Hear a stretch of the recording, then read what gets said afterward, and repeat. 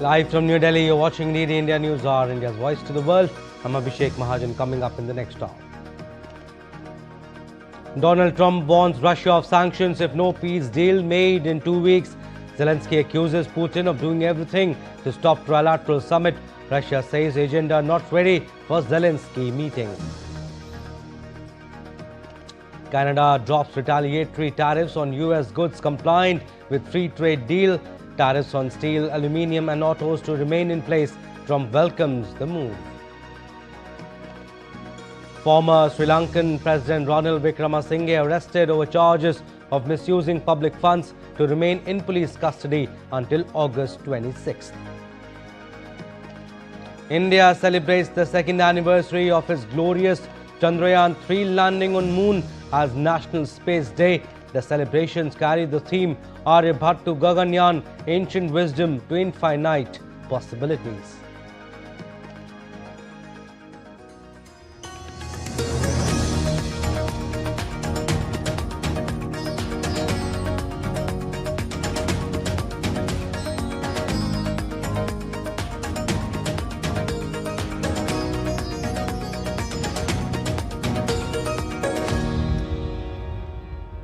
First up, diplomacy around Russia-Ukraine conflict. US President Donald Trump needs 2 weeks to gauge progress made in talks after a summit with Russian President in Alaska.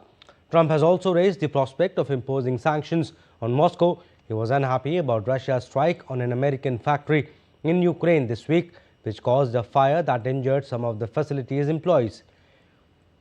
Ukrainian President Volodymyr Zelensky, meanwhile, said on Friday that Russia was doing everything it could to prevent a meeting between him and Putin, while Russia's foreign minister said the agenda for such a meeting was not ready.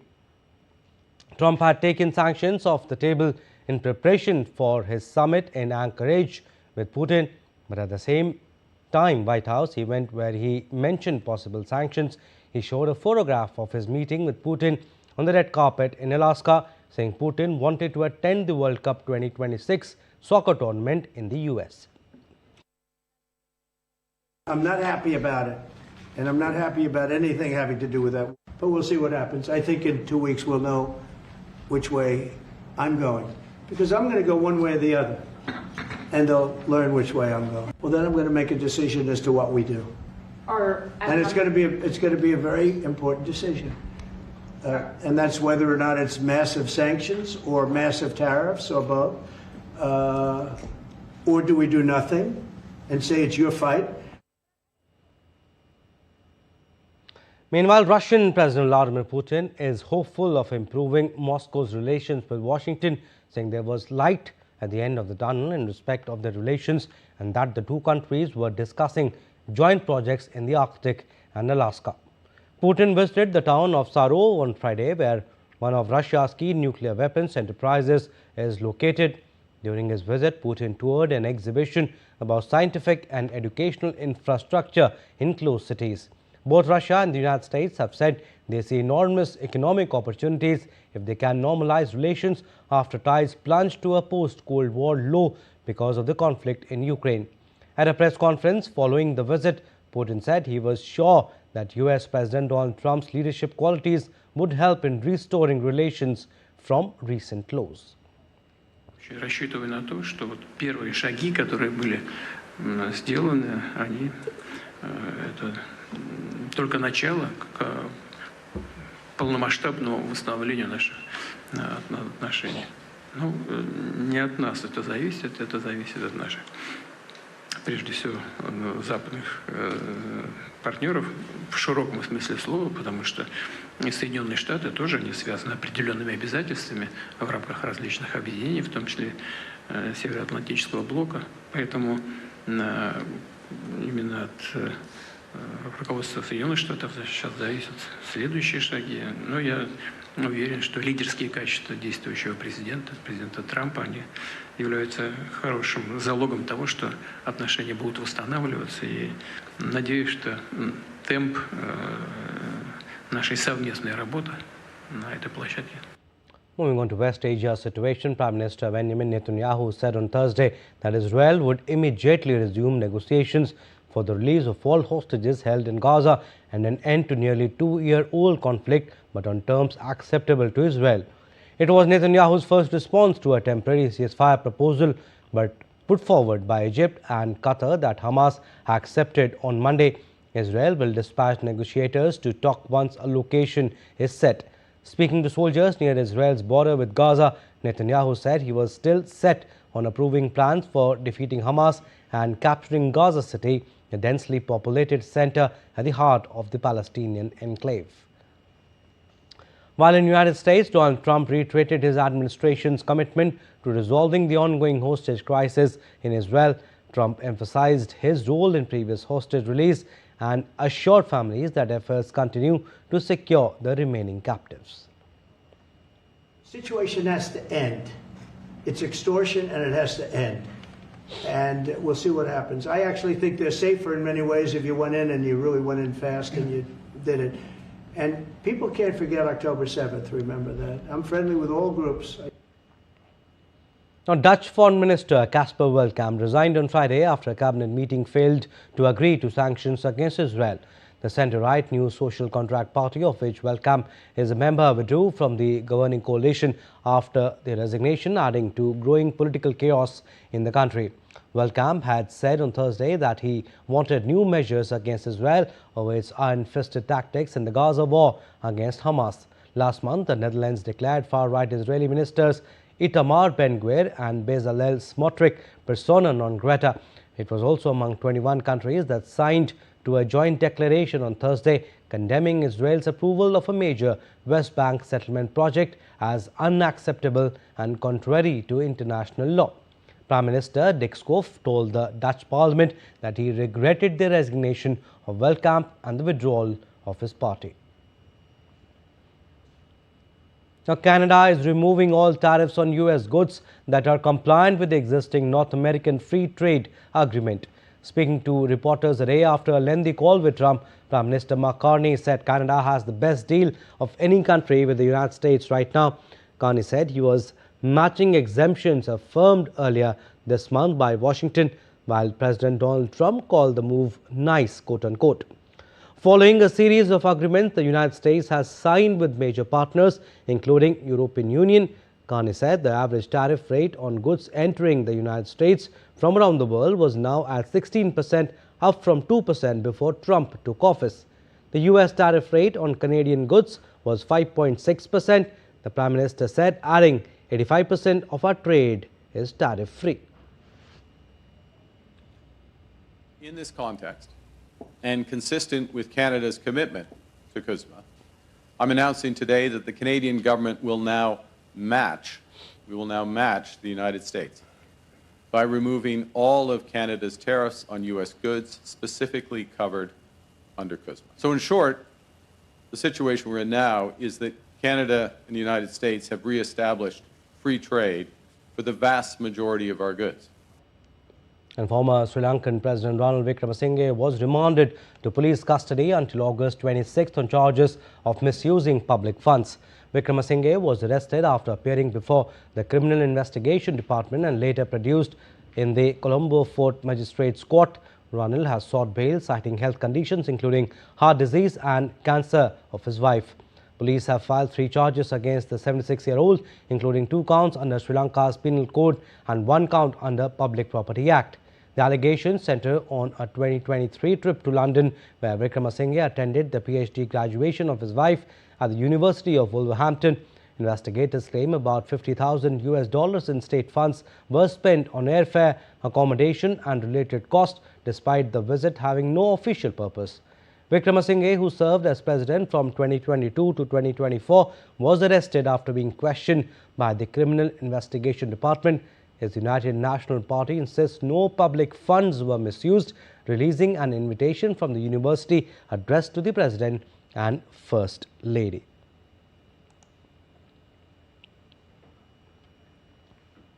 All right, DD India's Dr. Ahmed Moin Faruqi joins us live from Colombo to talk to us more about it. Dr. Faruqi, walk us through how this case reached the stage of him being arrested and what were the key developments and what's the latest you can tell us? Abhishek, you see, this particular incident has been taken up by the Criminal Investigation Department since earlier this year. They had investigated into the visit of the former president to various countries. And in fact, earlier in June this year, the former president's secretary was also investigated, was questioned with regard to the visit. Thereafter, the former president was asked to present before the Criminal Investigation Department and record a statement, after which he was arrested on these 3 counts. There were 2 counts under the Sri Lankan Penal Code under Section 386 and 388, which talks about misappropriation of funds and dishonest handling of the position that he was assigned to, and the Public Properties Act 5(1). Which talks about the penalty that would be imposed on misusing public property. So both these all the 3 charges were presented before the 4th Magistrate Court yesterday. The 4th Magistrate then later at night at around 10 p.m. Refused the bail application, although there were mention of health conditions as well as the treatment of his spouse and taking care of her, who is battling cancer. So despite all these reasons mentioned, the 4th Magistrate had denied bail and remanded him to police custody till August 26th. Now, this is for the first time ever that a Sri Lankan head of state has been arrested and charged on accounts of corruption. And this is something which is a new development in Sri Lanka, because so far nothing of this sort has happened ever. While at the same time, this also raises a few questions. In fact, the opposition leader, who is currently Mr. Sajith Premadasa, he had tweeted saying that how is this possible that a YouTuber has raised this point even before the arrest could have happened. In fact, one YouTuber by name Sudatta had mentioned that Mr. Wickramasinghe would be arrested and remanded to police custody. And this was one of the points which Mr. Premadasa said that this amounts to a controversial kind of an arrest in itself. While at the same time, former Minister Ali Sabri also mentioned that this will bring about a cycle of hate and retribution. While at the same time, in the parliament, lots of discussions have happened yesterday with Minister Bimal Ratnayaka, who's also the leader of the House, mentioning that the law is equal for everyone. It can be a common man, it can be a former president, or whosoever it is. So lots of discussions and allegations back and forth have taken place. But for now, the former president, he has been placed in Velikada prison. He was later on admitted to the prison hospital on the advice of the doctors there, given his health conditions. And he will remain there till 26th. Before that, we'll have to see if there's any further development that could happen in this. Abhishek. Dr. Farooqi, also legally now, what happens next? How long can he be held, and what do we expect when the next hearing is due on 26th? See, 26th will be the next hearing when the 4th Magistrate will take it up again and decide further if the remand has to be further extended or if the bail application has to be considered. There's also a possibility that the Public Properties Act, the offense under it is normally it's a non-bailable offense unless and until there is an exceptional circumstance leading to reconsideration by the court itself. That is provided by the Public Property Act. So it needs to be seen if the court would be interested in taking it up as an exceptional case or not, and if the defense would be able to produce any credible evidence saying that this has not been a misuse of funds. So it has to be seen on Tuesday if there would be any further development from the court side, if the court would continue the remand to the police custody or would reconsider an application for bail, or any other development would happen. Abhishek. All right, Dr. Farooqi, we'll leave it at that. Thank you for getting us the latest on that story.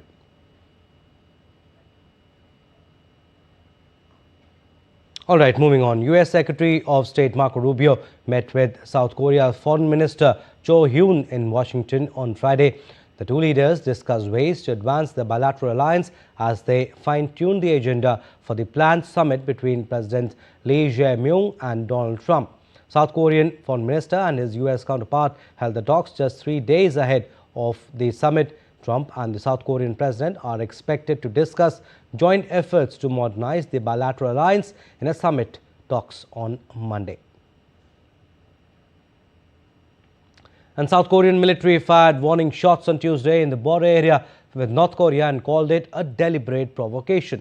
South Korea's Joint Chiefs of Staff said in a statement that some North Korean soldiers working in the border region crossed the military demarcation line, and the South Korean military fired warning shots with North Korean troops later moving back north of the line. North Korea also said that warning broadcasts from the South Korean military in the border region were increasing. Since last year, North Korea has been building barriers in the heavily fortified border between the two Koreas while blowing up inter-Korean roads and railways. In response, North Korea said it will take corresponding countermeasure for any obstruction to the barrier building project. North Korea's message is at odds with South Korean President Lee Jae-myung saying last week that it will end some military activities along its border with North Korea. Alright, still to come on this edition of DD India News Hour. US President Donald Trump announces Sergio Gore as the next US ambassador to India. And India to build fifth-generation fighter aircraft with domestic engine. Details after the break. An American artificial intelligence organization OpenAI to open its first office in India later this year.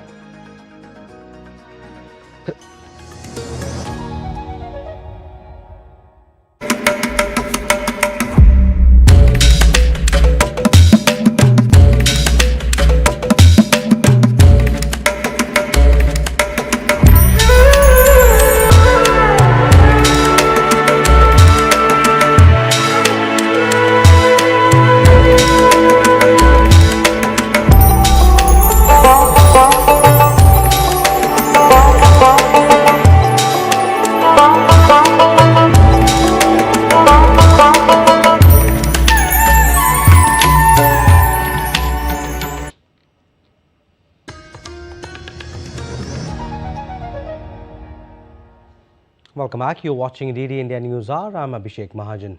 India is celebrating the second National Space Day today on the theme Aryabhat to Gaganyaan, Ancient Wisdom to Infinite Possibilities. On this day in 2023, India Chandrayaan-3 mission accomplished safe and soft landing of Vikram lander on the lunar surface. With this, India became the fourth country to land on the moon and first to land near the southern polar region of the moon. The soft landing was followed by a successful deployment of Pragyan rover. The land site was named as Shiv Shakti Point, and August 23rd was declared as National Space Day. This year, the day focuses on India's journey from Aryabhat to Gaganyaan and envisions the infinite possibilities ahead. And US President Donald Trump on Friday announced Sergio Gore as the next US ambassador to India. Trump, in a social media post, has announced the nomination of Sergio Gore as the next United States ambassador to India. Trump further wrote that Gore, who is currently the director of the White House Presidential Personnel Office, would also serve as a special envoy for South and Central Asian affairs. Sergio Gore will replace Eric Garcetti, who served from May 11, 2023 to January 20, 2025. Since Garcetti's departure, the U.S. Embassy in India has been led by Interim Charge of Affairs Jorgen K. Andrews. And the appointment of Sergio Gore as Indian ambassador got some positive reactions from the Trump administration. On social media platform X, U.S. Secretary of State Marco Rubio said Gore will be an excellent representative of America in one of the most important relationships U.S. has in the world. While U.S. Under Secretary of Defense Elbridge Colby said it is a superb to have President Trump's wise and trusted counselor as their ambassador to India, he also said that the U.S.-India relationship is tremendously important and it will be critical to have someone so able and insightful in this key role. Shifting focus, the fourth edition of Semicon India 2025 will be officially inaugurated by Prime Minister Modi on 2nd September in New Delhi. Under the theme Building the Next Semiconductor Powerhouse, the event will offer valuable insights into innovations and trends along with 6 country roundtables. It has become a pivotal platform to showcase not only India's intent, but its growing capability to build a self-reliant, trusted and globally competitive semiconductor ecosystem. Driven by scale, innovation and strategic partnerships, the event builds on the record success of its 2024 edition and reinforces the national vision of Atmanirbhar Bharat. The Semicon India exhibition will feature nearly 350 exhibitors from across the global semiconductor value chain. As the world seeks to strengthen semiconductor supply chains and embrace next-generation technologies to meet digital development challenges, India is rapidly emerging as a key player in the global chip ecosystem. Momentum is building up in semiconductor ecosystem in India with 4 new semiconductor projects approved recently and 6 already in various stages of execution. With the approval of these projects, semiconductor ecosystem in country would get significant boost as these projects include country's first commercial compound fab as well as highly advanced glass-based substrate semiconductor packaging unit. Now, India's Defence Minister Rajnath Singh on Friday said that India is building a robust defence ecosystem by promoting innovation and technology development and creating a suitable growth environment for domestic companies. Speaking at the World Leaders Forum in New Delhi, the Defence Minister said India is marching towards the direction of building 5th generation fighter aircraft and manufacturing the aircraft's engine. He further said the government has approved a new order with HAL to manufacture 97 Tejas fighter planes. The minister said HAL had earlier been given an order to build 83 aircraft. Rajnath Singh has invited all foreign companies and investors to come and invest in India's vibrant defence manufacturing ecosystem.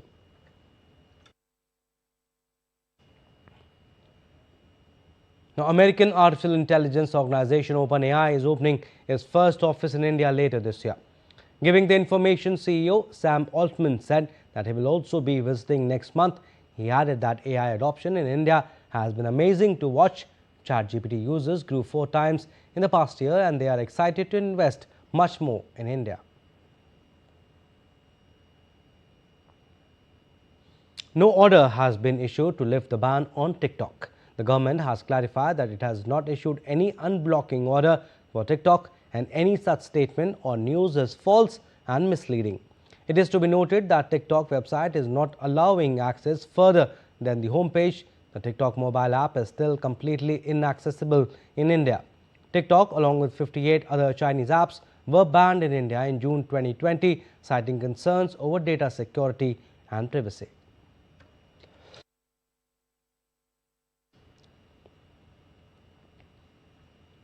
In a significant move for Indian agriculture, the first trial shipment of Garhwali apples have been sent from Dehradun to Dubai. Union Minister of Commerce and Industry Piyush Goyal shared the news on his X account, expressing his happiness about the development. He said farmers from Uttarakhand will reap more profits for their hard work as demand surges. The government is expected to expand the export destinations to Southeast Asia and Europe in the coming years. The shipment is part of APEDA's broader roadmap to strengthen Uttarakhand's agri-export ecosystem.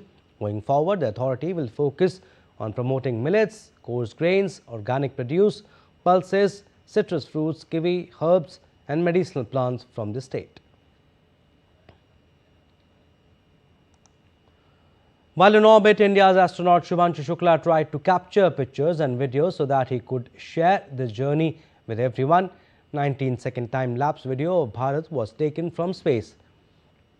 The purple flashes you see is lightning happening in thunderstorms all over the country. Once the lights fade and a dark region appears, that's Himalayas.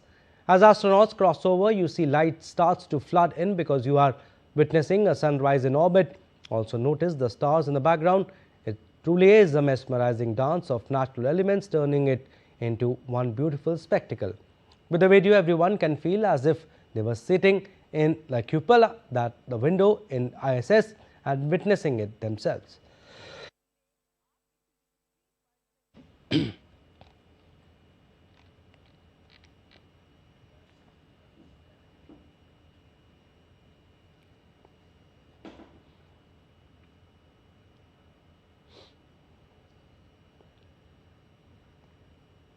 Moving on, a cloudburst disrupts life of people in Tharali, Uttarakhand. The entire Tharali region has been severely affected by significant amounts of rubble entering homes and blocking roads. Several vehicles in Tehsil area have been buried under the debris. In Sagwada village, a 20-year-old girl has been reported trapped under rubble. Additionally, a person in Sagwada village has also been reported as buried in the debris. Efforts are being made to ensure that no individual faces any crisis in the area. Teams are actively patrolling and monitoring the situation to provide further assistance.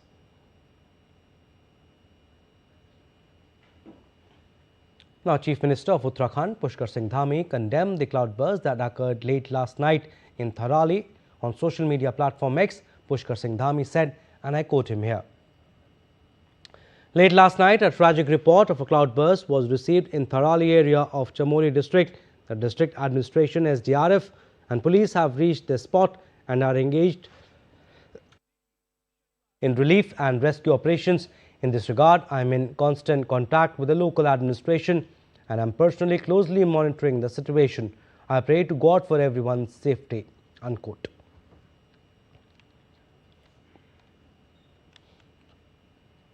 The weather in Uttarakhand has taken a drastic turn since the morning. Heavy to light rain showers are continuing across the state. Clouds have settled across the mountains and plains alike. Heavy rain has showered Dehradun and several districts. The Met Department has issued an orange alert for Uttarakhand. Some places of region may experience intense to very intense rainfall. Since morning, several parts of Dehradun have recorded heavy rainfall. The Weather Department has urged people and tourists to avoid unnecessary travel and stay in safe places. District administrations have been advised to remain alert.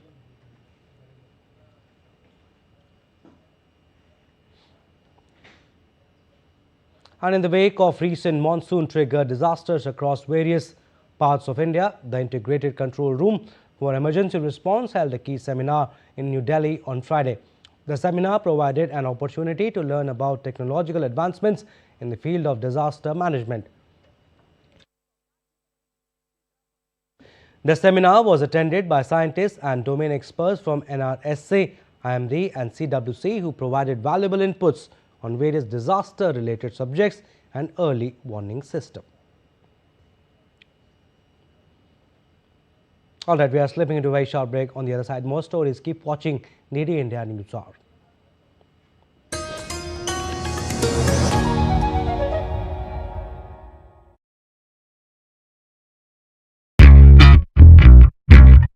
I'm on a quest to explore the history of Goa.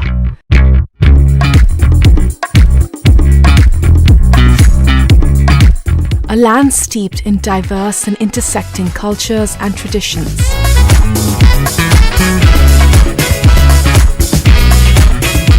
I think this is one of my favorite pieces of art in the city. Here, influences from multiple faiths coalesce in beautiful ways. From religious sites to charming villages and vibrant streets.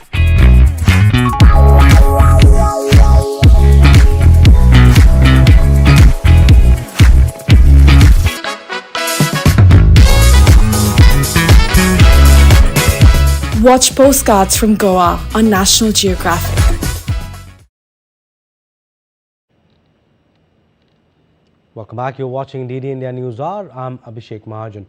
India is celebrating the second National Space Day today on the theme Aryabhat to Gaganyaan, Ancient Wisdom to Infinite Possibilities. On this day in 2023, India's Chandrayaan-3 mission accomplished safe and soft landing of Vikram lander on the lunar surface. With this, India became the fourth country to land on the moon and first to land near the southern polar region of the moon. The soft landing was followed by a successful deployment of Pragyan rover. The landing site was named as Shiv Shakti Point and August 23rd was declared as the National Space Day. This year, the day focuses on India's journey from Aryabhat to Gaganyaan and envisions the infinite possibilities ahead.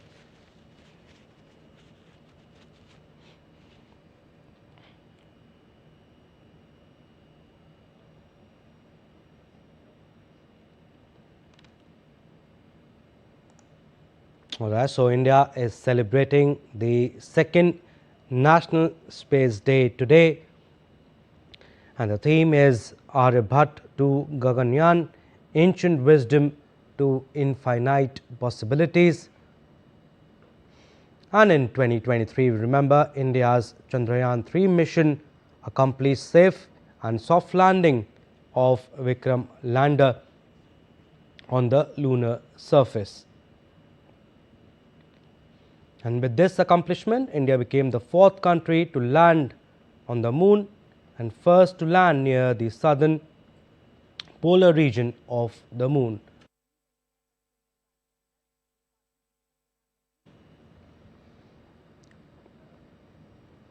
So the soft landing was followed by successful deployment of Pragyan rover, and the landing site was named as Shiv Shakti Point, and August 23rd was declared as National Space Day.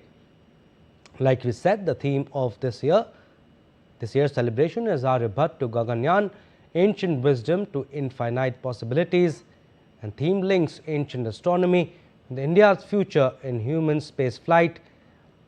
National Space Day meant to honor historic feat of India with Chandrayaan-3. And this year, the day focuses on India's journey from Aryabhat to Gaganyaan and envisions the infinite possibilities ahead.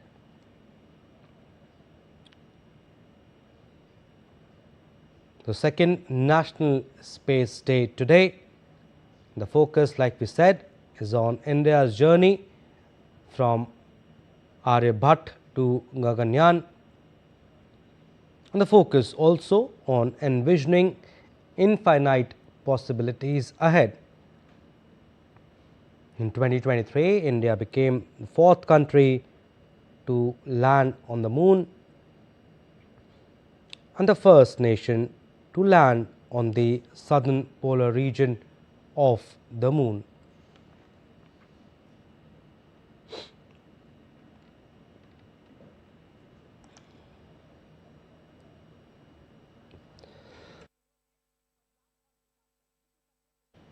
So what's the bigger message the government and ISRO want to send through this day, both to India and to the world?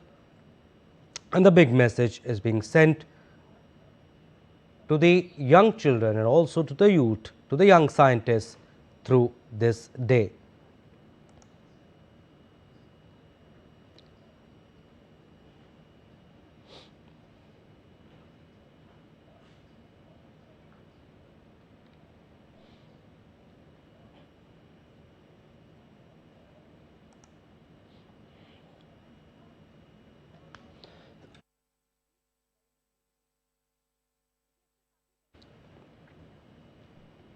Let's now take a look at other stories making news. In Punjab, 1 person was killed and 20 injured in an LPG tanker explosion near Mandiala village on Friday night. The injured were immediately taken to civil hospital in Hoshiarpur.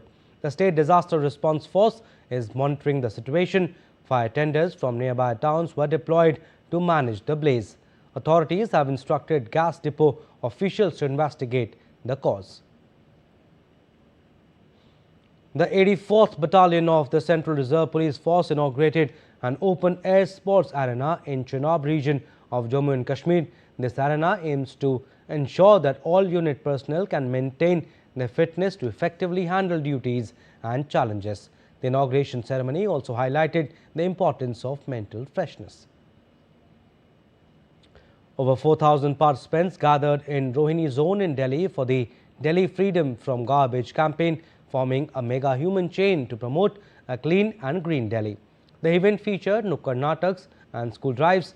Mega health camps in different parts of the cities offered free healthcare services, reinforcing the collective effort for a cleaner and healthier city. A unique Ganesh idol for this year's Ganesh Chaturthi celebrations was unveiled in Hyderabad. The idol is themed around Operation Sindoor and features elements such as BrahMos S-400 missiles and an army created by local artists. The model is made at a cost of Rs 6 lakh. Theme is meant to honor India's defence forces and highlight the nation's strength and success of Operation Sindoor. Now, the B.R. Ambedkar Youth Club in Guwahati, Assam is preparing for the 40th year of Ganesh Chaturthi celebrations. A 41-foot Ganesh idol will be the centerpiece. With a budget of 14 to 15 lakh rupees, the event expects 3,000 to 3,500 daily visitors.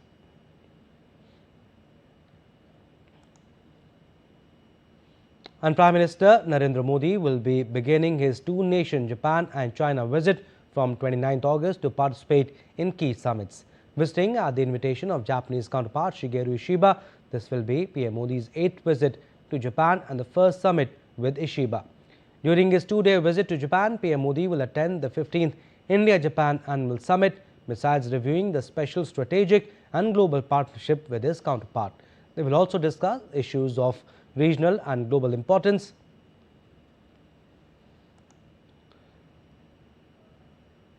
In the second leg of his visit at the invitation of Chinese President Xi Jinping, Prime Minister Modi will be in China from 31st August to 1st September to attend the SCO summit in Tianjin. On the sidelines of the summit, Prime Minister is expected to hold bilateral meetings with several leaders attending the summit.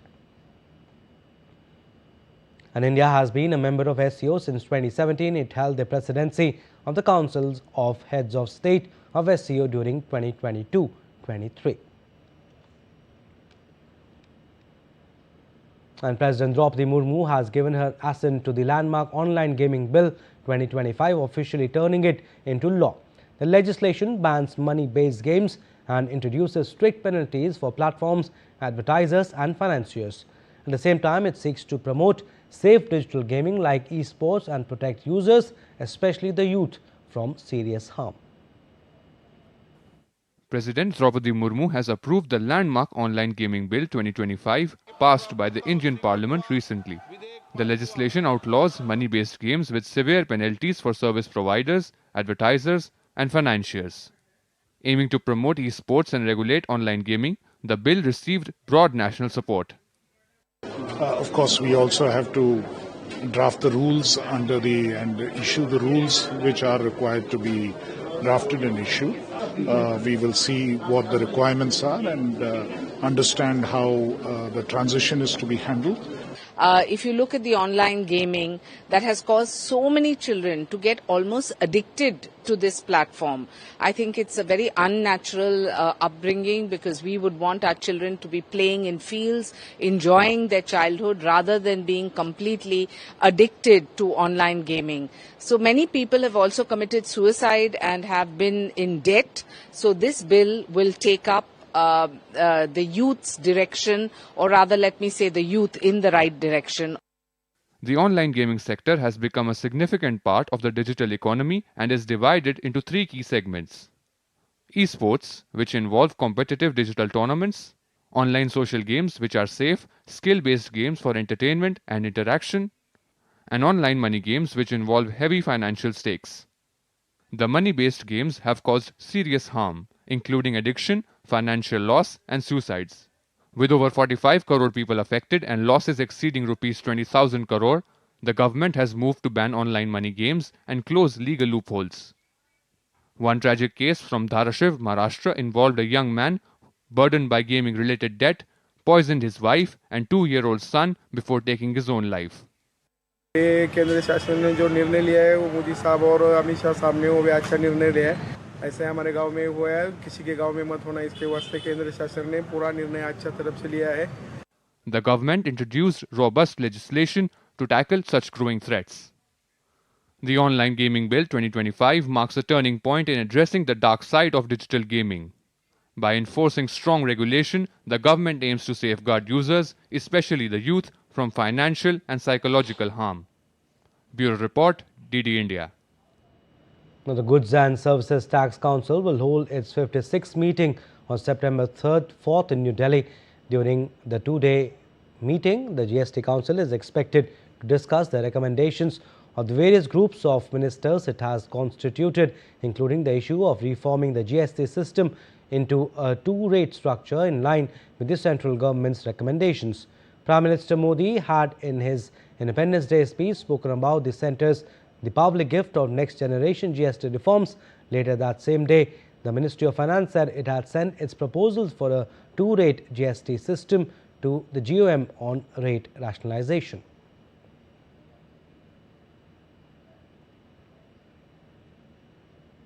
On to sports news now. The stage is set in New York for the final Grand Slam of the year. The 145th edition of the US Open will get underway this Sunday at Flushing Meadows. With record prize money on offer and the world's top stars chasing glory, tennis fans are set to witness high-octane battles and unforgettable moments. Here's more. The US Open 2025 begins on August 24 at the USTA Billie Jean King National Tennis Center in New York, bringing the curtain down on this year's Grand Slam season. The tournament is making headlines even before the first serve, with a record $90 million in total prize money, the highest in tennis history. Both men's and women's single champions will walk away with $5 million each, runners-up $2.5 million, semi-finalists $1.26 million, and doubles and mixed doubles champions $1 million per team. On the men's side, the spotlight will be on world number 1 Jannik Sinner, who is chasing a historic third Grand Slam title of the year after triumphs in Australia and Wimbledon. Sinner comes into the tournament with a remarkable 26-match winning streak on hard courts. Germany's Alexander Zverev, who lost to Sinner in the Australian Open final, and Novak Djokovic, a four-time US Open champion aiming for a record 25th Grand Slam, will also be determined to make their mark. Spain's Carlo Alcaraz stands as the biggest challenger. The French Open champion has beaten Sinner in a Grand Slam final already this year and will look to reclaim the New York crown, which he lifted in 2022. So let's see. New York is a place that I love playing. It is where I got my first Grand Slam, which I just appreciate the love and the support that I've received there every year that I go. And last year it was a.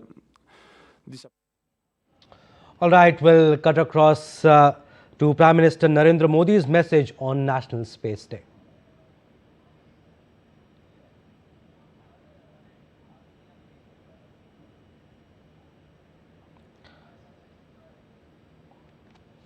All right, we'll come back to this message, but India is celebrating the second National Space Day today on the theme Aryabhat to Gaganyaan, Ancient Wisdom to Infinite Possibilities. On this day in 2023, India's Chandrayaan-3 mission accomplished safe and soft landing of Vikram lander on the lunar surface. With this, India became the fourth country to land on the moon and first to land near the southern polar region of the moon. The soft landing was followed by successful deployment of Pragyan rover. The landing site was named as Shiv Shakti Point, and August 23rd was declared as the National Space Day. This year, the day focuses on India's journey from Aryabhat to Gaganyaan and envisions the infinite possibilities ahead.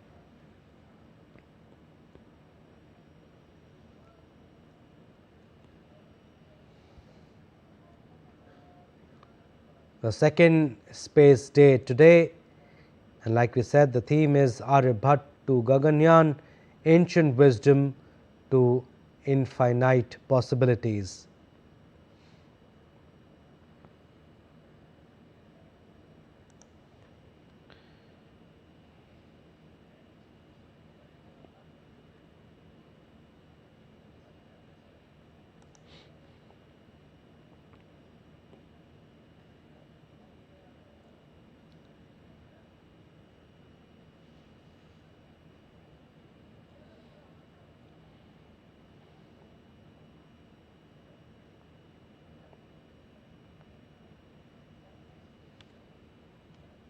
All right, to talk more on India's space journey, space expert Ratan Srivastav now joins us for more.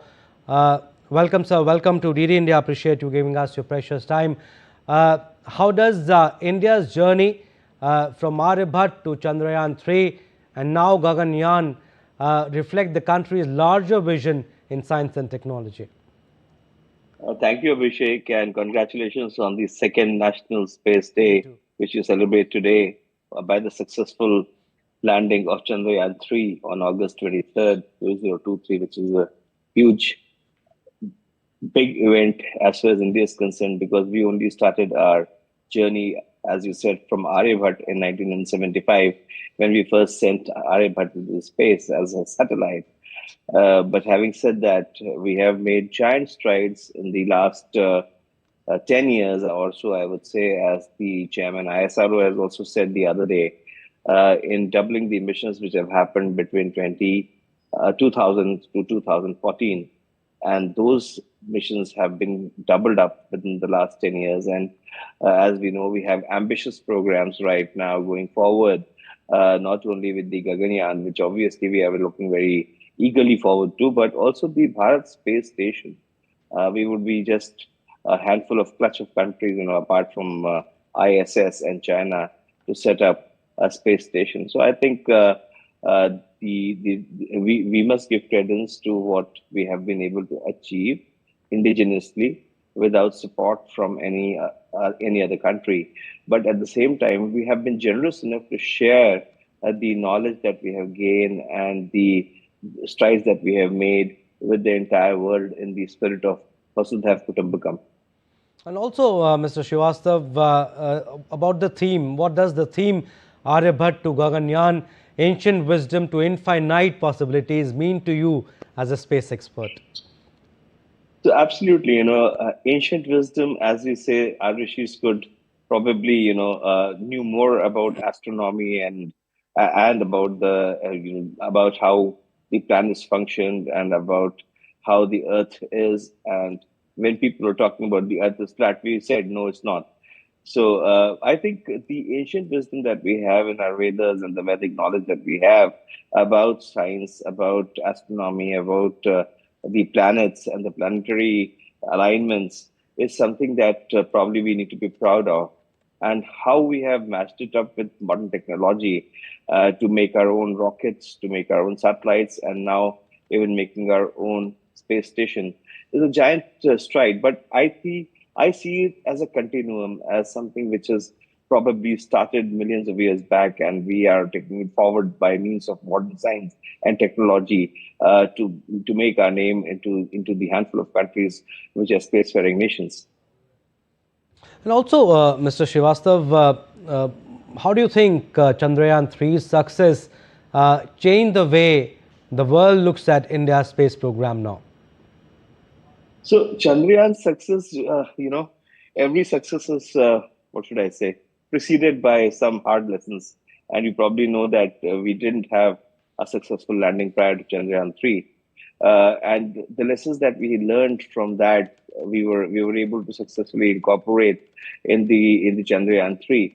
But this is just a lesson in understanding how we have been able to indigenously develop our technology to suit the frugal engineering that we have been known for, and the price at which we do and the cost at which we do our space missions is not even a fraction of the cost of the missions that other countries or Western nations have been doing. So I think Chandrayaan-3 landing is a landmark mission, but it is also something that we have been able to perfect over a period of time, from the first moon probe that we sent to the southern side of the moon, which discovered water. And also, Mr. Srivastav, on National Space Day, what message is being sent to the school children, young children, and the scientists also, the youth, young scientists through this day?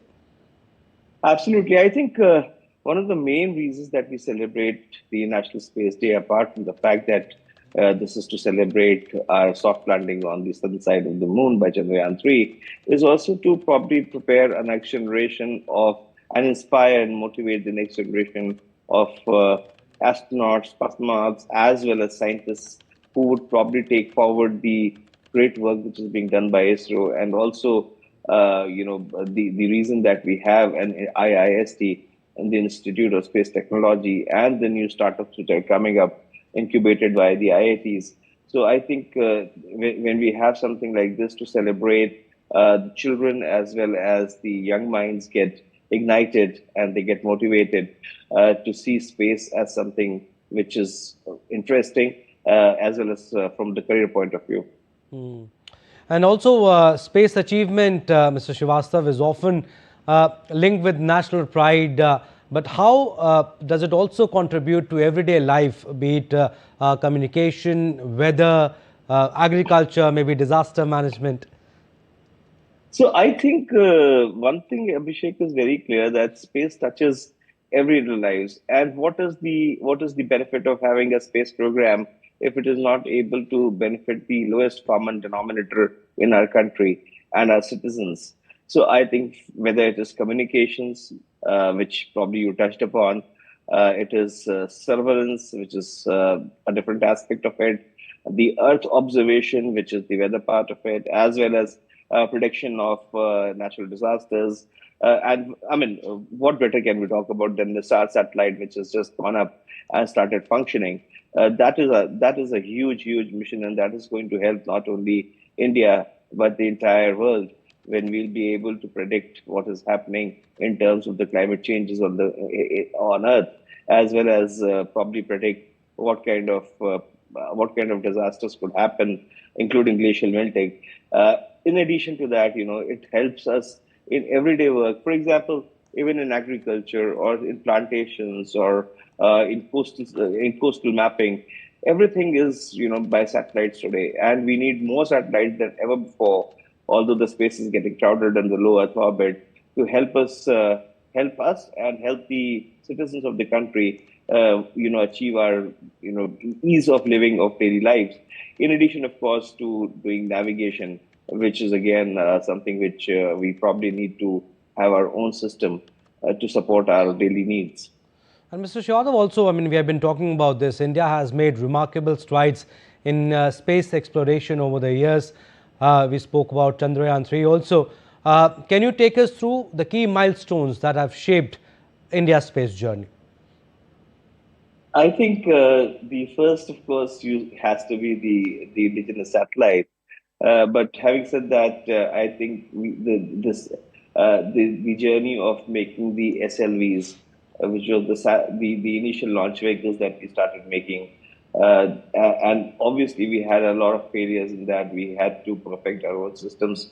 We have lived through an age of technology denial, where we were not able to get any kind of support from, I would say, other countries or work with other countries because of the sanctions that were put on us by some countries due to our nuclear ambitions and space ambitions.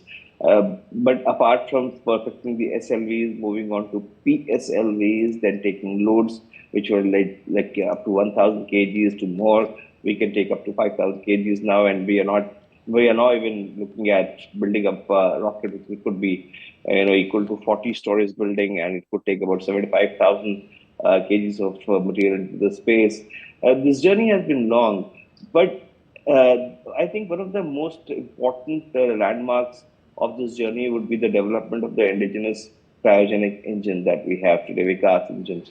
Without that engine, more powerful rockets would have not been possible. And the development of the indigenous bus, which powers most of our satellites. These were probably one of the main technology developments. But on the business side, also we've seen that India has been able to develop its own space industry and space manufacturing ecosystem. They are very, very, I would say, old players like Anant Technologies, Larsen & Toubro, Godrej, which have been working, HAL, which have been working for long.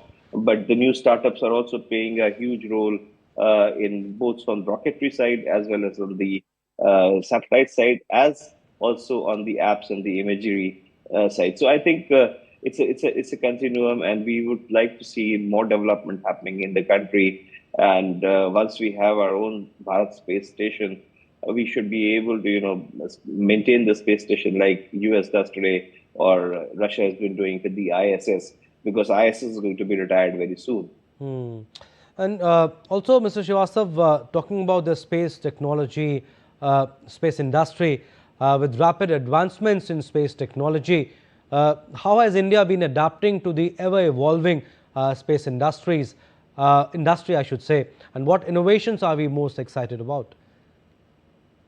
I think it's a very good question that you asked me, Abhishek, because the space industry has been evolving through the years, and we have seen, we have seen a lot of transformation happening into what roles space agencies have been playing. For example, what role JAXA is playing or NASA is playing today is not the role that they were doing earlier. I mean, for example, NASA used to make its own rocket. Today, rockets are being made by Falcon, by SpaceX. But at the same time, we have seen the entry of private players like Axiom, which are actually hiring these rockets. So this is a transformation as far as the technology is concerned. From the technology point of view, this is a huge transformation.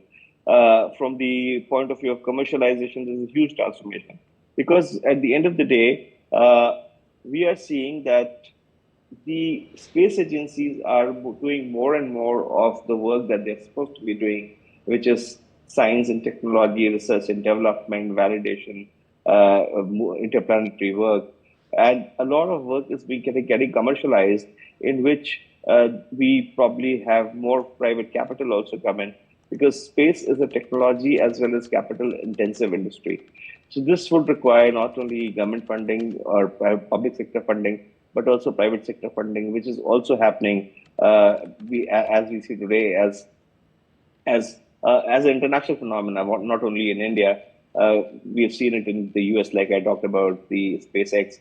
We are seeing it in India with private capital entering into the sector, as well as probably we are aware of that the PSLV would probably be operated by a consortium of private and public sector industry in the times to come, which has also already been finalized.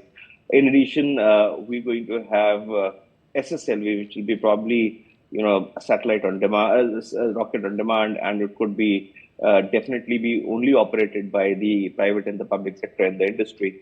So these are changes, the transitions which are happening as global industry is progressing, and there is need for requirement of more and more capital to flow into space industry.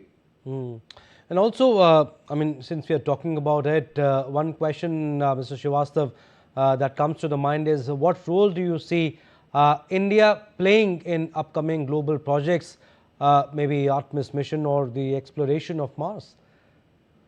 So Abhishek, we hardly had any capital output as far as input as far as the industry is concerned in India. Today, as I said, we have major space, industry players in the private sector and the public sector. Talked about a couple of good companies which have been doing work earlier, but in the startup space, we have Pixel, Satshore, Skyroot, Agnikul, which are doing extremely well. Dhruva, they've been getting a lot of funding because the funding would only be there if the technology which probably they are working on makes commercial sense. So this is one part of the thing. I think today our industry is worth about $8 billion. Today, India's space industry is $8 billion. And as we have heard the minister speak, and the projections say that maybe by in a few years from now, 10 to 15 years from now, we could be hitting $40 billion. Now, this is not happening without any effort. There's a lot of effort being made into this, as well as we can see how this industry is progressing due to some kind of policy intervention that the government has been doing. I mean, if we've had double the number of launches in the last 10 years than we have had since the beginning of this millennium, means that the government's policy directives have been progressive. They have been evolving by time, and we have had new, I would say, initiatives like In Space, which is the bridge between the industry and the government and the ISRO, as well as we've also seen new initiatives coming in, new players coming in into the business. So I think that's one part of it. The other part of it is the international collaboration. In international collaboration, like I said, space has got no frontiers. And the best example that I can give right now is the satellite Prasar, which, despite the current unfortunate tensions between India and the US, is still flying. It flew just a couple of days before we got the August 6th sanctions by the President Trump. But that is a continuum. And we also know that the chairman ISRO said that during the launch of Axiom 4, ISRO detected a leak into the fuel system, which could have turned probably disastrous. But they were able to work together with SpaceX to rectify it. So this all international collaboration. Space has no frontiers, but yes, geopolitics has a role to play definitely in that as well. Yes, I was about to talk about that. Mr. Srivastava, space diplomacy is becoming increasingly important in global politics. Tell us, how is India using its space achievements, to strengthen diplomatic relations with other nations? So, as I said, India has been very generous in sharing our knowledge and whatever we have learned from our space explorations, our developments in research and development in science and technology, not only with the whole world but also within the region in South Asia. If you remember, we have had a SARC satellite which had gone up and which was only done to help all the countries in this region, including Maldives, to enjoy the benefits of having a satellite which was a regional satellite, but not funded by the region, but funded by the government of India. In addition, whatever we get to understand from Earth observation satellites, from the Met satellites, we generously share it within the region. So we've been able to help our neighborhood in predicting if there are some natural disasters about to happen, or if there is a warning that we get, we share with them. In addition to this, we are also sharing our imagery with nearby countries, as well as whatever we are able to share without compromising our own security from the surveillance, as well as supporting, I would say, friendly nations. So space diplomacy is becoming a huge part of India's diplomatic effort. In fact, you may be surprised to know ISRO has started placing senior ISRO scientists in some of our foreign missions abroad, whose work is to further the cause of space diplomacy and support our missions abroad. Which is great. I mean, you have given us a great information. But again, talking about the education, we're talking about how young generation can be inspired. Like Shubhanshu Shukla has been a role model for the future generation. But with the focus on STEM education in India, Mr. Srivastava, how important is it for our youth to get involved in the space sector? I mean, you are the best person to answer this question. What initiatives are in place to guide the young generation? So Abhishek, Group Captain Shubhanshu Shukla himself says he was inspired by Wing Commander Rakesh Sharma 40 years back, when Wing Commander Rakesh Sharma. All right, sorry to cut you short. We'll go across to Prime Minister Narendra Modi's message on केंद्रीय cabinet के साथी, इसरो और space sector के सभी वैज्ञानिक एवं engineers और मेरे प्यारे देशवासियों, आप सभी को नेशनल स्पेस डे की बहुत बहुत शुभकामनाएं। इस बार स्पेस डे की थीम है आर्यभट्ट से गगनयान तक। इसमें अतीत का आत्मविश्वास भी है और भविष्य का संकल्प भी है। आज हम देख रहे हैं, इतने कम समय में ही नेशनल स्पेस डे हमारे युवाओं में उत्साह और आकर्षण का अवसर बन गया है। ये देश के लिए गर्व की बात है। मैं स्पेस सेक्टर से जुड़े सभी लोगों को, वैज्ञानिकों को, सभी युवाओं को नेशनल स्पेस डे की बहुत बहुत बधाई देता हूं। अभी भारत ने international olympiad on astronomy and astrophysics उसकी मेजबानी भी की है। इस कंपटीशन में दुनिया के 60 से ज्यादा देशों से लगभग 300 युवाओं ने हिस्सा लिया। भारत के युवाओं ने मेडल भी जीते। ये ओलंपियाड स्पेस सेक्टर में भारत की उभरती लीडरशिप का प्रतीक है। साथियों, मुझे खुशी है कि युवा साथियों में स्पेस के प्रति रुचि बढ़ाने के लिए इसरो द्वारा भारतीय अंतरिक्ष हैकाथॉन और रोबोटिक्स चैलेंज जैसी पहल भी की गई है। मैं इन प्रतिस्पर्धाओं में हिस्सा लेने वाले स्टूडेंट्स और विजेताओं को बहुत बहुत बधाई देता हूं। फ्रेंड्स, स्पेस सेक्टर में एक के बाद एक नए माइलस्टोन गणना, ये भारत और भारत के वैज्ञानिकों का स्वभाव बन गया है।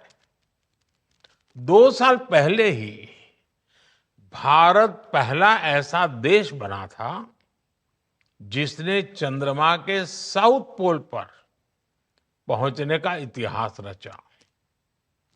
हम स्पेस में डॉकिंग, अनडॉकिंग की क्षमता रखने वाले दुनिया के चौथे देश भी बन गए हैं। अभी 3 दिन पहले ही मेरी ग्रुप कैप्टन शुभांशु शुक्ला से मुलाकात हुई है। उन्होंने इंटरनेशनल स्पेस स्टेशन पर तिरंगा फहराकर हर भारतीय को गर्व से भर दिया। जब वो तिरंगा मुझे दिखा रहे थे,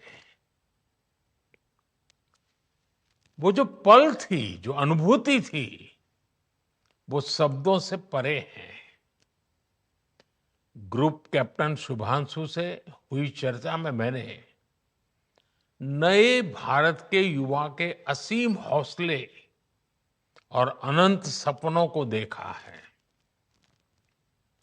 इन सपनों को आगे बढ़ाने के लिए हम भारत का एस्ट्रोनॉट पूल भी तैयार करने जा रहे हैं। मैं आज स्पेस डे पर अपने युवा साथियों को भारत के सपनों को उड़ान देने के लिए इस एस्ट्रोनॉट पूल से जुड़ने के लिए आमंत्रित करता हूं। साथियों, आज भारत सेमी क्रायोजेनिक इंजन और इलेक्ट्रिक प्रोपल्शन जैसी ब्रेक थ्रू टेक्नोलॉजी में तेजी से आगे बढ़ रहा है। जल्द ही आप सब वैज्ञानिकों की मेहनत से भारत गगनयान की उड़ान भी भरेगा और आने वाले समय में भारत अपना स्पेस स्टेशन भी बनाएगा। अभी हम मून और मार्स तक पहुंचे हैं। अब हमें गहरे अंतरिक्ष में उन हिस्सों में भी झोंकना है जहां मानवता के भविष्य के लिए कई जरूरी रहस्य छिपे हैं। बियॉन्ड गैलेक्सीज लाइज अवर होराइजन। साथियों, अनंत अंतरिक्ष हमें हमेशा ये एहसास दिलाता है कि वहां कोई भी पड़ाव अंतिम पड़ाव नहीं है। मैं मानता हूं स्पेस सेक्टर में पॉलिसी लेवल पर भी कहीं कोई आखिरी ठहराव नहीं होना चाहिए। और इसलिए मैंने लाल किले से कहा था, हमारा रास्ता रिफॉर्म, परफॉर्म और ट्रांसफॉर्म का रास्ता है। इसलिए बीते 11 वर्षों में देश ने स्पेस सेक्टर में एक के बाद एक लगातार बड़े रिफॉर्म्स किए हैं। एक समय था जब स्पेस जैसे फ्यूचरिस्टिक सेक्टर को देश में अनेक पाबंदियों से बांध दिया गया था। हमने इन बेड़ियों को खोला। हमने प्राइवेट सेक्टर को स्पेस टेक में परमिशन दी और आज देखिए देश में 350 से ज्यादा स्टार्टअप्स स्पेस टेक के इनोवेशन और एक्सेलरेशन का इंजन बनकर उभर रहे हैं। इस कार्यक्रम में भी उनकी बढ़ चढ़ करके उपस्थिति दिख रही है। हमारे प्राइवेट सेक्टर द्वारा बनाया गया पहला PSLV रॉकेट भी जल्द ही लॉन्च किया जाएगा। मुझे खुशी है कि भारत की पहली प्राइवेट कम्युनिकेशन सैटेलाइट भी बनाई जा रही है। पब्लिक प्राइवेट पार्टनरशिप के जरिए अर्थ ऑब्जर्वेशन सैटेलाइट कॉन्स्टलेशन भी लॉन्च करने की तैयारी है। आप कल्पना कर सकते हैं स्पेस सेक्टर में भारत के युवाओं के लिए बहुत बड़ी संख्या में अवसर बनने जा रहे हैं। साथियों, मैंने 15 अगस्त को लाल किले से ऐसे अनेक क्षेत्रों का जिक्र किया था जिसमें भारत को आत्मनिर्भर होना बहुत जरूरी है। मैंने हर सेक्टर को अपने लक्ष्य तय करने को कहा है। आज स्पेस डे के दिन मैं देश के स्पेस स्टार्टअप से कहूंगा, क्या हम स्पेस सेक्टर में अगले 5 वर्षों में 5 यूनिकॉर्न खड़े कर सकते हैं? अभी हम भारत की धरती से साल में 5-6 बड़े लॉन्च देखते हैं। मैं चाहूंगा कि प्राइवेट सेक्टर आगे आए और अगले 5 साल में हम उस स्थिति में पहुंचे कि हर साल 50 रॉकेट लॉन्च कर पाए, हर सप्ताह एक। इसके लिए देश को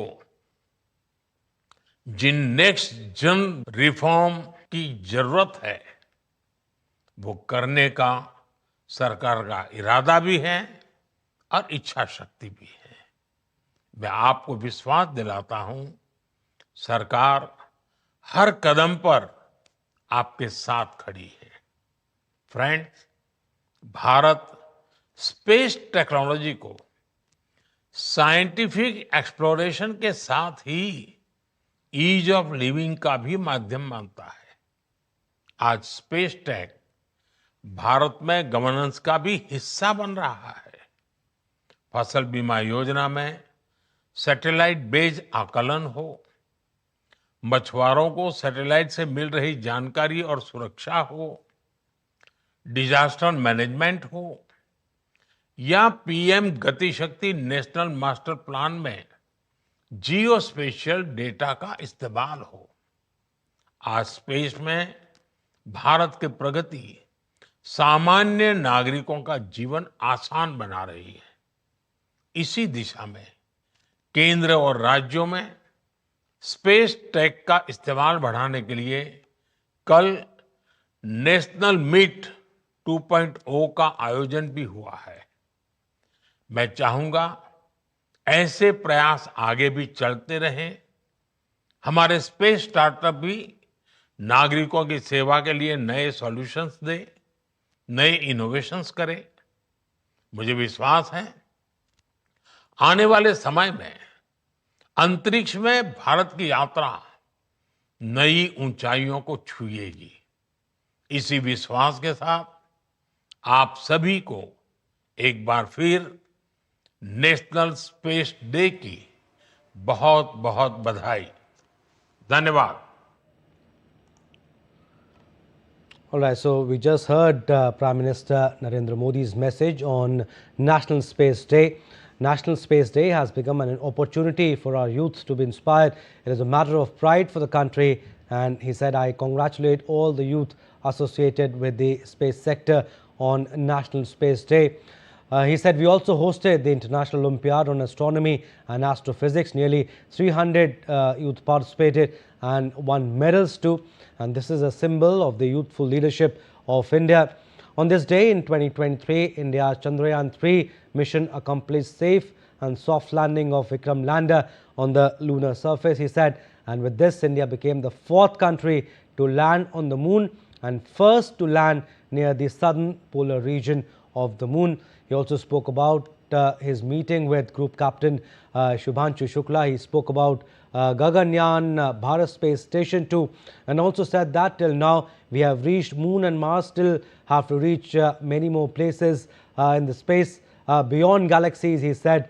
And major reforms have been done in the space sector in the last 11 years, he said, and more than 350 startups are emerging in the space sector. What's in process? He mentioned about the first private communication satellite is also being built, and India needs to be self-reliant, he reiterated. And he said we can create 5 unicorns in the space sector in the next 5 years. And he also urged the private sector to come forward and support. So this was primarily the gist of what he said. And space expert Mr. Ratan Srivastav continues to stay with us, and we also have Lady India correspondent Tapas Bhattacharya with us. If we can go to Tapas Bhattacharya first. Tapas, first of all, the takeaways of what Prime Minister Narendra Modi said on National Space Day. Well, there are many points that Prime Minister Narendra Modi has mentioned in his address, and one of the major part that one can take away from that is he called for the private sector in the space industry, space mission to come forward.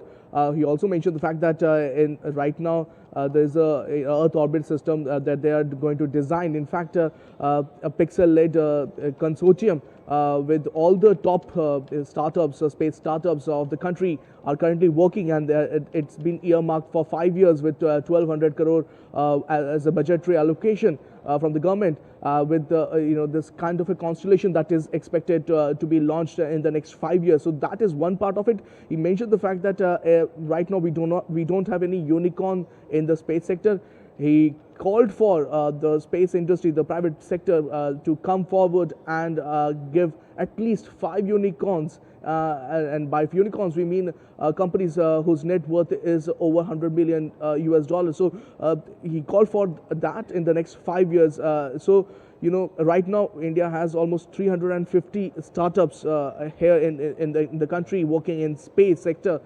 So, the way the Prime Minister has called for a nation to come together and mentioned the fact that there are cryogenic technology, semi-cryogenic technologies that is coming up. We are also building new high-powered rockets to put satellites in the low orbit at the same time.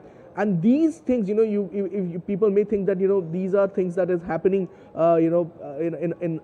in different way. It's not going to help the common man. That's not the fact. In fact, the satellites that are going to be launched, that constellation that I'm talking about, all the launches that ISRO is doing, everything that has been done, it is done for the common man. Just to give you, Abhishek, an example, when we have the low Earth satellite observatory, we will be able to forecast accurately how exactly the fishermen will benefit, where they can go, where they should not go, where they should not venture. It will also help in providing disaster early warning system in place, provide them accurate in-depth analysis, and also it provide a climate in-depth analysis at the same time. So all these things has been done. He also mentioned the fact that we will soon have a Gaganyaan mission. We will have a mission to the moon and to Mars. But at the same time, he challenged the scientists, the engineers, everybody to go beyond that, to go in the darkness of the solar system, in the galaxies, to explore more. So those are major points. He actually galvanize India's scientific community to come together and join hand to make India a global powerhouse in this particular sector. Abhishek. All right, Tapas, we'll leave it at that. Thank you for your inputs on that story. Mr. Ratan Srivastav, space expert, continues to stay with us. Mr. Srivastav, we just heard PM Modi's message on National Space Day. Biggest takeaway of his message? Thank you, Abhishek. I think we were on the right track when we were talking about the things that we spoke in the last few minutes, including, what you just said, what are we doing about managing students? We talked about the startups, we talked about PSLV. So I think it was very fortuitous that whatever we spoke about, the Prime Minister also has delineated it as a part of the policy initiative. But I think a couple of things we really need to look into. One is the point that he raised about unicorns. I think it's high time that India had a space unicorn. We definitely heading towards it. But the minute we start commercializing of the activities that the Indian space startups are doing, for example, if we can have a successful launch of Agnikul, which we have had, but if that could be commercialized, we could very soon have Indian space unicorns happening. Also, companies like Pixel and Satsure are working, overtime with other agencies as well. So I think we'll have a unicorn probably in each segment of space, which is to say rocketry, satellites, imagery, ground stations. This is not too far away. I can see this happening in maybe at best a couple of years from now. That's one very important point that he brought up. The other point that he brought up, and which we were just about to speak, was about creating a pool of space scientists and astronauts. We had just started speaking about it as the Prime Minister came in and addressed the nation. I think that's extremely important. If we do not have a pool of space scientists and astronauts, we'll not be able to meet our aspirations in space. If we're going to have the Bharat space station, we need to have a steady supply of astronauts who can be trained within the country and then, of course, man the space station. We are extremely fortunate that we probably must be the only country in the world which has been able to get the best of all the space training which is available for astronauts to go up. We have had Indian astronauts trained in the United States as well as in Russia. So I think we can probably have a methodology. ISRO can develop a methodology which is the best of all the best practices which are available today, and our own astronauts have been exposed to those training in the recent past.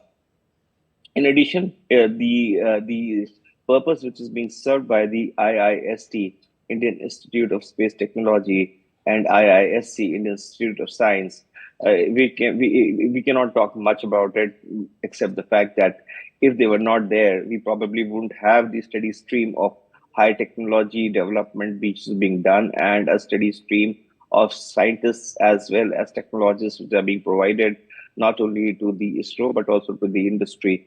I cannot say anything more than to praise the programs that ISRO has been running for schools for the past many years.